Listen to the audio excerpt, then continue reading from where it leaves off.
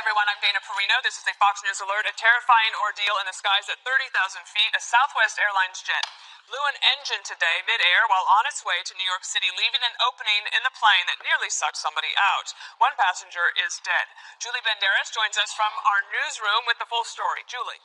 Yeah, that's right. One person dead, several others injured on board this Southwest Airlines jet. The engine actually exploded in midair, 30,000 feet in the sky. The flight from New York to Dallas made an emergency landing in Philadelphia this morning. And in the thick of it all, a harrowing rescue in midair. There are multiple reports. Witnesses saw a piece of shrapnel from the engine blow out a window, and a female passenger was then partially sucked out of that window hole before her fellow flyers scrambled to her rescue. She unfortunately later died, still unknown what her injuries were that caused her death, sadly. But listen to one passenger describe his horror story. Totally surreal. I have my wife is in her third trimester, our first child. So I spent a lot of my time trying to articulate what I wanted my final words to be to my unborn child, to my wife, to my parents. Unbelievable. The FAA says the emergency landing on Flight 1380 happened at 11:20 this morning after the crew reported damage to one of the aircraft's engines, the fuselage, and a window. Passengers are seen exiting the plane using those air stairs. Some of the passengers have been sharing their harrowing stories on social media, such as Marty Martinez. He briefly, in fact, went live even on Facebook. And there you see him wearing an oxygen mask. And in his post, he wrote this: "Engine exploded in the air and blew open window 3 seats away from me." Imagine that, being one of his friends on Facebook reading that. He says the explosion injured a female sitting in the seat next to the window.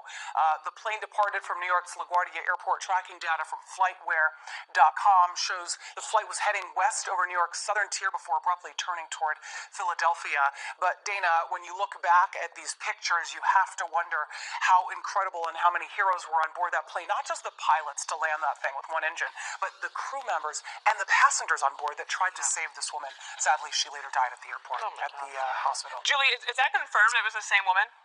We do believe that that is the same woman, but we don't know exactly what the cause of her death was. Okay. But we do know that she was hit in the head by shrapnel. So we don't know if she was conscious or not when she was actually sucked through the hole of the window. It's a very horrifying story. Thanks, Julie. We appreciate your reporting. So, Kimberly, the NTSB is on the ground. It is the first passenger fatality on a U.S. airline since 2009. Can you imagine? Pretty good track record. Pretty good track record. Very sad. You know, obviously our thoughts and prayers go out to the family of the woman who is deceased with that, reporting that Julie just did. But, obviously airplanes are safe. I mean, people say generally flying is safer even than driving, but sometimes these type of catastrophes, unforeseen, can happen. But what you see here again is the human spirit, people jumping in, trying to help one another, and then thoughts and reflections about, your life. We get up in the morning and we expect that we're going to go to bed that night. Just gives you a bit of pause to say sometimes totally random things can happen out of the blue and in the blue, like this particular situation. But they'll do a full and thorough investigation, get all the forensics, find out what happened, and then there'll be issues as to whether or not there's any culpability, liability on the part of Southwest. Was there any in terms of the engine logs or the records, maintenance logs for the airplane, to determine if there was any kind of a forewarning that something might have been wrong before this happened. So, Dana, when you said nothing since 2009, you're exactly right. But, for me, as a frequent flyer gambler, I always think if I get on a big plane, I'm not going to have a problem. The small planes, we'll go back to 2009, there was a small plane, I think, that had a de-icing problem in Buffalo. And before that, you go back to like 2006, and there was a small plane coming out of Kentucky, and it had a short runway, didn't quite get up, and then crashed. And then you lose, I think in both cases you lost 45, 50 people. In this case, you're on a big plane, a Boeing 737. They never have problems. I don't know when the last time an engine exploded, but you never hear of this. This is really an extraordinary event for people who fly airplanes, because we all think American aviation is so safe, and the big planes never have a problem. People worry about props. Right, it's the little planes. I don't like getting on the little planes, but this is a big one. And that's why I only fly private. I mean, it's really the only way to go. Well, that's good to know, Jesse. Jesse, the everyman, right? So relatable. He's a man of the people. But landing back in Yes. Philly, leaving New York on the way to Dallas, and then to Philly, that was probably a long 20 minutes. Yeah, I mean, I've had this happen to me once. It wasn't obviously this severe, but I remember texting my mother saying, "I love you," and thinking I was going to go down. I guess the lesson. What did she is, text What was your back? mom text? She said, What was a mom text? "Be nice to Comey." And I guess maybe one of the lessons is when they're doing the safety demonstration to pay attention, because if you're in the exit row and you don't know what you're doing or you don't know how to operate your air mask, that's very important. It looks like there were a lot of heroes out there. You take safety for granted when you fly in this country. This never happens in America, and it shouldn't happen in America. We're too advanced and too well regulated. And obviously, this was a freak accident, and the investigation is going to show what happened. But you hear about this in other countries a lot, in Africa and Egypt and Malaysia or Ukraine. And it just speaks to how kind of advanced and proficient the American airline industry is. I hope Southwest does right by these passengers and gives them more than a free upgrade for the next flight. They have to take care of these people. This is one of the things that'll leave you, scarred forever. And the stock price has taken a huge slide today, recovered a little bit. But Southwest, it's ranked really high, according to the other airlines. But at the same time, they've had a lot of PR disasters. They've had the computers crash. They've had these emotional support dogs bite people. They've had fights. They've had to drag women out. They were fighting and kicking and screaming. They serial overbook flights. They don't do that anymore. So hopefully Southwest can recover from this, and all these people, I hope, are recovering too. Greg, one thing that's really different now than even since 2009, this last time that there was a fatality on a plane, is that social media now allows you to actually experience it and to see it, and to, as Julie was saying, that's quite harrowing, but we wouldn't have known any of that before social media. Yeah, and we probably wouldn't have led with it, because I don't think we should have led with this story. I mean, there are 40 million flights a year. There wasn't a single commercial jet fatality in 2017, but you can't lead a show with flights that land safely, because that's boring.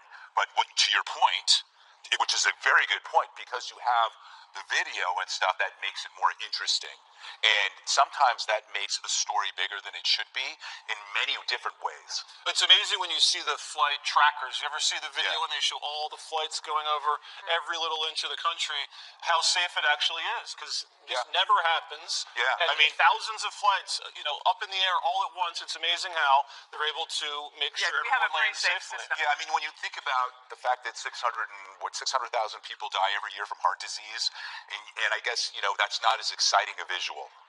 No, but there's something serious here, which is my old boss, Ben Bradley, at the Post, used to say, we don't cover all the safe landings at Nashville. That's my point. And that's your point, and I understand it, but at the same time, to understand what happened with someone in a window seat who is being pulled out of the window while the plane is in the air, Greg, and other people are over there, and they're, according to the accounts on board, she was bleeding, there's blood all over. I mean, that's a pretty wild experience. I understand. What happens, Kimberly, from the legal standpoint, from the Southwest lawyers, NTSB lawyers, et cetera, and also possibly for the passengers?